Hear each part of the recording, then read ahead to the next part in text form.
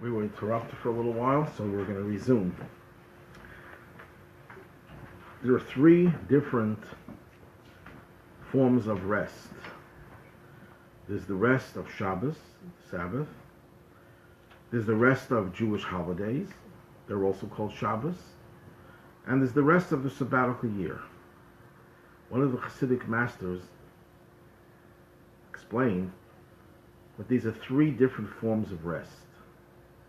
And they're legally different. Shabbos, we can't do any type of work. The holidays, we can cook, but we can't do other forms of work. And the sabbatical year, you can do all forms of work except working on the earth. And he explains that existence is made up of three components.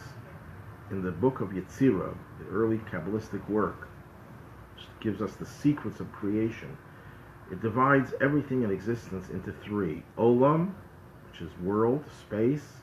Shana, year or time. Nefesh, soul, personality. Shabbos, the Torah says you shall rest on Shabbos, Shavas vayunafash, related to the word nefesh.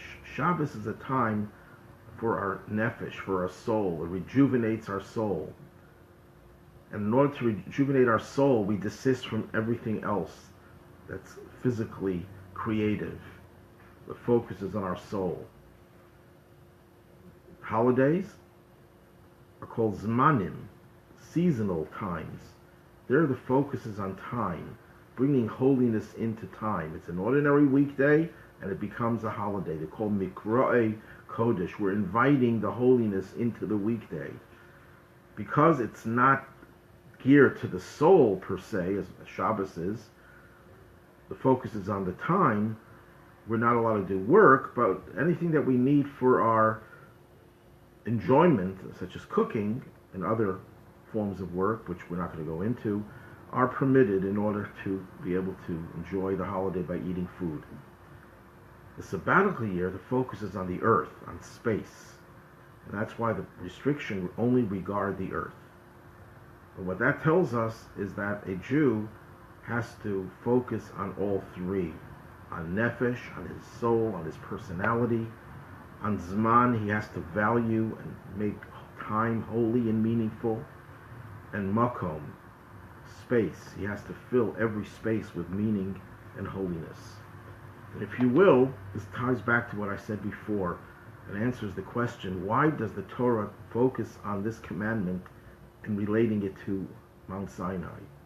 Because when the Torah was given in Mount Sinai, the Torah says, Behar Sinai, Oshan Kulo, was completely engulfed in smoke. The word Oshan, smoke, is an acronym for Olam, Shana, Nefesh, world, space, year, and soul. The whole purpose of Torah is to bring holiness in these three areas. And it's interesting, smoke is a cover-up. With there's smoke, there's fire, but it covers up the fire. You don't see the fire. The Torah was given to get rid of the smoke and to reveal the fire and the passion of Sinai in these three areas. And that's something that we see in the mitzvah of resting for the sabbatical year, which encompasses, the whole year encompasses Shabbos and the holidays, plus the sabbatical year. The Torah talks about commerce here in this Parsha as well. And it tells us not to wrong our fellow. Don't aggrieve another. And it repeats this commandment. It says it twice. So the Talmud says there are two types of aggrieving or hurting someone. There's financial harm, defrauding someone, overcharging them, for example. And there's also verbal aggrieving, verbal abuse. Verbal abuse is where you say things that are not outright insulting, but they're, to use the modern terminology, microaggression. The Talmud gives an example. One should not tell a Baal Tshuva, a person who had returned to Judaism, oh, I remember the days when you didn't observe the mitzvos, the commandments. I remember when you were not observant. I remember when you, to talk about, let's say, someone who spend time in jail because of theft. I remember when you were a prisoner in jail, and now look how far you've come. It sounds like a compliment, but it's also abusive. It hurts the person. It's embarrassing to them, even if no one else is around. And the Torah says that is also forbidden. You're not allowed to remind someone of their past, of their parents' past, if it's not positive. And even if you'll say, but I meant it as a compliment, the Torah adds the words, "V'yareisam elikecha," you shall fear God. And the Talmud says, you say that you meant it as a compliment. God knows what your real intentions were. You can't hide them. So we have to avoid verbal abuse. This is something that is mindful of. The way people feel they have a right to insult others, that is clearly against the Torah. We avoid saying things that are hurtful to another. The Talmud also uses an example. If someone is suffering and in pain, ill, suffered a major financial loss, whatever it is, whatever kind of suffering, you shouldn't tell the person, you know why you're suffering? Because you did this sin. This is God's punishment for you. You're not allowed to say that, because even if it may be true, and how do we know? You're not allowed to rub it in. Well, does that mean if you see something wrong, you can't help them and change them? But you have to do it in a very sensitive way. In the Torah, there's another commandment elsewhere that you should rebuke your fellow, but don't bear a sin in the rebuking. And the Talmud explains that means that while you're rebuking someone, you're trying to set them straight, do it in a way that they don't get embarrassed. Because embarrassing someone is tantamount to bloodshed. And the Talmud says that physiologically, when you embarrass someone, what happens? Their face turns red, and then all the blood goes back, and their face becomes very pale. So you're actually causing the blood to be shed. The blood moves around the body. So in a way, it's physiologically a form of bloodshed. And as the Maharal, the great Kabbalist and Jewish leader of the 16th century, says, that embarrassing someone is murder to their dignity. You destroyed their dignity, their self-worth. And that is a form of murder. And the Talmud says something very radical, that it's better to be thrown into a fiery furnace rather than to embarrass someone in public. We won't belabor this point because there's a lot to talk about this subject, but that's one of the commandments in this week's Parsha. Afterwards, the Torah speaks about helping a poor person. And if a person becomes poor, you have to help support him. In chapter 25, for example, verse 35, if your brother becomes impoverished and his means falter in your proximity, you shall strengthen him. And one may interpret this metaphorically. Of course, it means literally you have to support someone who is poor and he should live with you, enable him to live with you. But it also can have another meaning, and this is the way it's interpreted in other places where the Torah speaks about the poor. The Or HaChaim, the great Sephardic commentator, says that when the Torah speaks about a poor person, it's also a metaphor for Mashiach. Because in the book of Zechariah, the biblical book of Zechariah, Mashiach is depicted as an ani, poor man riding on a donkey. He's impoverished. Why is he impoverished? Because he feels the pain of the Jews in exile, and he himself becomes poor and stricken with grief and with sorrow because of the suffering of others. So we are commanded to help strengthen him. How do you strengthen Mashiach? Mashiach is the ultimate leader. He's compared to, favorably of course, to Moses. In fact, according to Maimonides, while Mashiach is only second to Moses in prophecy, he is superior to Moses in the knowledge of Torah. and in leadership. So how could he be someone that we have to support? If it just meant that he's poor materially, then we have to give him some charity. That's something, of course, we can do. But it means more than just poor. It means somehow he is suffering. So the Rebbe explained, although not in this context, that any leader is incapable of leading without the support of the followers. Unlike a dictator who forces himself on his people, a true leader has to be accepted by the people, that because they empower him to lead.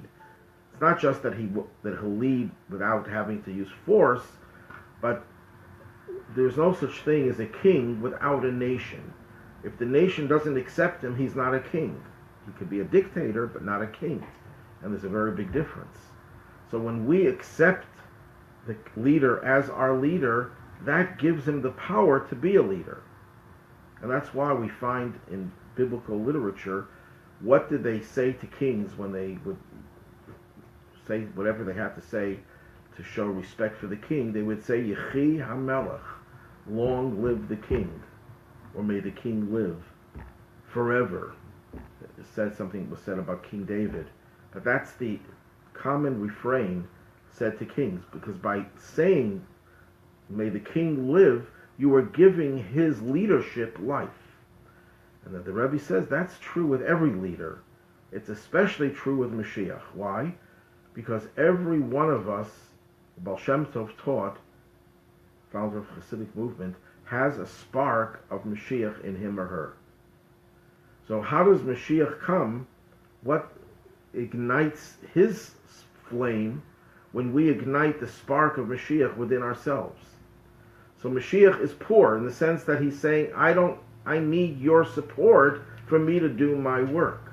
So every time we welcome Mashiach, and how do we welcome him? Of course, by accepting him as our leader, but more, perhaps just as important, by following in his footsteps. And what are his footsteps? Allegiance to Judaism. Mashiach is not outside of the pale of Judaism. He is the ultimate enforcer and implementer of the teachings of Torah. So when we follow a Torah life, we empower Mashiach and we take him out of his impoverished state. Okay, so that's the first of the two parshas. The second one is called Bechukosai. If you will follow my commandments, and you will do them, I will give the rains in their season. This is chapter 26. And goes on to recite all the blessings, and I will give peace in the land, and I will get rid of all the wild animals. There will be no sword going through your land, and a lot of beautiful blessings, followed by the so-called curses if we don't follow. And we'll talk about the curses in a moment. But the blessings are beautiful blessings. But it begins with the words, Im Bechukosai, if you will follow my statutes. The word Im means if. But someone pointed out, and I don't know the source of this, that all of our redemptions occurred through a pair of leaders. And their names are the initials of Aleph and Mem, the word for Im. The first Exodus occurred through Aleph, Aaron, Mem, Moshe. So Im stands for Aaron, Moshe. The liberation of the Jews from Persian exile, or the threat of the Persian decree to annihilate the Jews, was through Aleph, stands for Esther, and Mem stands for Mordechai. Now, I saw this in some sources don't mention the Hanukkah one. The Hanukkah one also has two. The Aleph stands for Elazar. Elazar was one of the sons of Matisyahu, the Mem. Why they pick an Elazar, I don't know. Maybe he was special amongst them. But Elazar was one of them. And Matisyahu, again, begins with a Mem. The final redemption comes through Eliyahu, Aleph, and Mem, Mashiach. So all of the redemptions occur through Aleph and Mem. On another occasion, we'll try to explain if there's any significance to these two letters, Aleph and Mem. besides the fact that Aleph is the first letter of the alphabet, Mem is the middle letter, and we're only missing the last letter, which is Tuf, which stands for Emes, truth. So we have part of Emes. Well, that will leave for another occasion. Now, what does the word Bechukosai mean? You will follow my statutes. That's a simple translation. My decrees or statutes, my laws. So Rashi says, no, it doesn't mean laws here in this context, because it says later on, and you will observe my commandments. That would be redundant. Here it's referring to toiling in the study of Torah. So the Rebbe explains, how do we reconcile Torah study with chukim? Chukim are the laws that are etched in stone that are not rational. Torah is very rational. If we study Torah and we don't know what we're studying, we didn't study Torah. You could open the book and read the words, but in order to fulfill the mitzvah of learning Torah, especially if you're toiling in Torah, toiling means you're exerting your intellect to absorb the words of Torah. So how could toiling in Torah, no less, be associated with the idea of something that is not rational? Commandments, yes, that we understand. There are certain mitzvahs we understand. They're called mishpatim or eidos. And there are certain mitzvahs that we don't understand, chukim. But how do we apply supra-rational ideas to Torah that we toil in its comprehension? And the Rebbe explains that, on the contrary, the more we learn Torah and the more we grasp of it, the more we fathom the idea that Torah is essentially beyond our understanding. Yes, on the surface, any person could open up a book if he knows the language and read Torah. When I say Torah, I don't just mean the 5 books of Moses. I mean all of Jewish knowledge, Talmud, Kabbalah, and depending on the person's skills and intellect, you could grasp the whole Torah. When you get to the bottom, when you get to the core, you realize that Torah is really what it is, God's wisdom. And just like God is beyond our understanding, so too Torah is beyond our understanding. So no matter what, as much as we understand, we detect, the more we toil, that there's something in Torah that is above and beyond our understanding. There was a chassid who was studying a section of the Talmud, of the Mishnah, and it's a very difficult passage, full of questions. And when he was analyzing it, he became very emotional, and he said, such a holy Mishnah, this is so holy. But the less he understood it, the more he was amazed that this must be clearly something that comes from a divine source. So sometimes when we don't understand something, it means that we've come to the realization that something is beyond our understanding. Of course, if you don't learn, you won't understand anything, and it's not a virtue. Virtue is when you learn and you toil and you grasp as much as you can, humanly possible, and then you realize that there's something there that's beyond your understanding.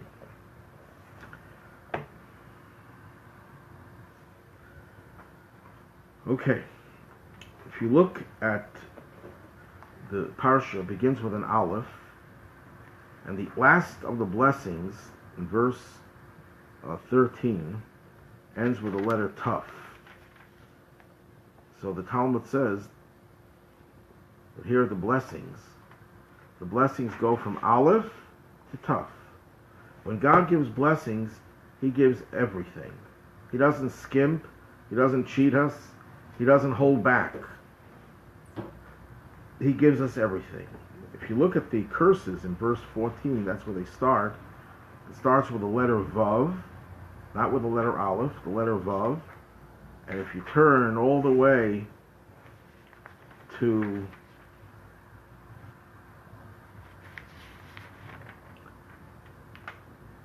the end of the curses, which is in verse 43 is the end. Verse 44 is already a reversal. It ends with the letter Mem. How many letters is it from Vav to Mem? 8 letters. Vav, Zayin, Ches, Tes, Yud, Chaf, Lamed, Mem. So the entire curses cover 8 letters, whereas the blessings cover all 22 letters of the Hebrew alphabet. And the Talmud makes this observation that when it comes to blessings, they are complete and total. When it comes to curses, they are very limited. Only about a third, a little more than a third of all the blessings. Now, if you look at the number of verses here, the blessings don't cover that many verses, 13, and the blessings and the curses cover so many more. So that's not to say, quantitatively they may be more, but qualitatively the blessings are greater. Now, when we read the curses, this has become a very troubling time for many people in many congregations, because it's very hard to hear the intensity of these curses. The story is told that the first Chabad Rebbe, Rabbi Shneur Zalman, the author of the Tanya, he used to read the Torah every week. One year he had to leave town, and someone else read the Torah. And when his son heard the reading, actually it was not this Parsha, it was a later Parsha in Deuteronomy where there are double number of curses. But whatever the story is about that applies here as well. When his son, who was 12 years old, who later on became his successor, Rabbi Dov Ber, when he heard the reading of the curses, he took it to heart so badly that he fainted. And he became ill for a few weeks. So they asked him, why did you take it? I mean, he was literate before, the year before. He knew what the words meant. He heard this repeatedly year after year. He said, it never bothered you. So his answer was, when my father reads, there are no curses. And that has a double meaning. One meaning is that when a father chastises a child, it's painful, but the child knows, especially if it's a loving father, that the father is doing it for his or her benefit. They know that this is a positive thing, even though it seems to be negative. So when the father reads, I take it in a different way. And the other meaning is when the father reads, in other words, when you're looking at these curses from the perspective of the father, meaning from Hashem, from God, they're not curses at all. They're blessings. They're hidden blessings. When someone else read it, they just sounded like horrible curses. So when his father read it, the inner message was that God is giving us blessings, and there are two kinds of blessings. There are revealed, but they're limited, and there are infinite blessings that are not revealed. They will eventually become revealed. And in that spirit, many of the curses, and I put the word curses now in quotation marks, have been interpreted as hidden blessings. And we don't have time to go into any real examples, but that is the way of understanding the Tochacha, because if you go to many congregations, this is the custom universally, I believe, when the reader of the Torah comes to this section, he reads it in an undertone, not as loud as the blessings. In some congregations, they don't call anyone up to the Torah for this aliyah. The reader makes the blessing without being called up to it. And the story is told of a community where no one would want to get this section, so they found a poor person and they said, we'll offer you 10 rubles if you get this aliyah, because no one else wants it. And the rabbi says, but I want you to be there on time because we'll be stuck. If you're not there, we have no one to get that aliyah. So come on time. 9 o'clock services begin. 9 o'clock arrives and the poor guy is not there and the rabbi is getting nervous. Well, there's still some time. The Torah reading doesn't start till 10. It's already 9:30. He's still not there. It's 9:45. It's 10. They already started the Torah reading and he's not there. The rabbi says, I don't know what we're going to do. We're going to get stuck in the middle. We won't be able to leave the shul. Well, at the very moment that they're ready to start that aliyah, This poor man rushes in, he's out of breath, and he gets the aliyah. And the rabbi later on calls him up and says, you know what, our hearts almost fell out. I mean, why did you come so late? He says, you think I can make a living from one tocha? So, the last verse, and this is the last verse of the book of Leviticus, it says, these are the commandments that God commanded Moses to the children of Israel on Mount Sinai. These are the commandments. So the Talmud says, from this we learn that no prophet has a right to add on another commandment. Because if someone comes along and says, I'm a prophet, God spoke to me, and he can even prove it by predicting the future, performing miracles, and he says, and God told me that we should add on another mitzvah, or take off a mitzvah. So the Torah therefore says, Eila ha-mitzvahs, these are the commandments. There is no basis for a prophet coming along, adding or subtracting a mitzvah commandment from the Torah, which of course negates all the breakaway religions from Judaism that either added on things or subtracted things from the Torah. Of course, you could ask the question, but aren't there rabbinical commandments? And Maimonides asked that question. He says, the rabbis did not say they're adding on another commandment to the Torah. They're merely saying that the Torah, the many verses, commission them to legislate laws that will protect the integrity of the commandments that already exist. So the rabbis might have said, let's say on Shabbos, you're not allowed to rip off a branch from a tree.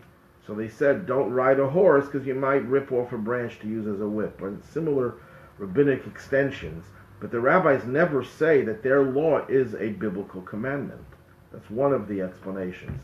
But to go on and say that God told me to add another law as an act of prophecy is a direct contradiction to the Torah itself. And that's one of the ways we know that that's a false prophet. And to conclude on a positive note, when we end this book of Vayikra, we're going to get ready for the holiday of Shavuos. The holiday of Shavuos, however, we'll have another Torah reading before. Why? So the Talmud says because this Parsha deals with the curses. So we want to read the Torah, or get the Torah at Shavuos, we want to make a separation between the curses and the Torah. Have a good week and a good Shabbos.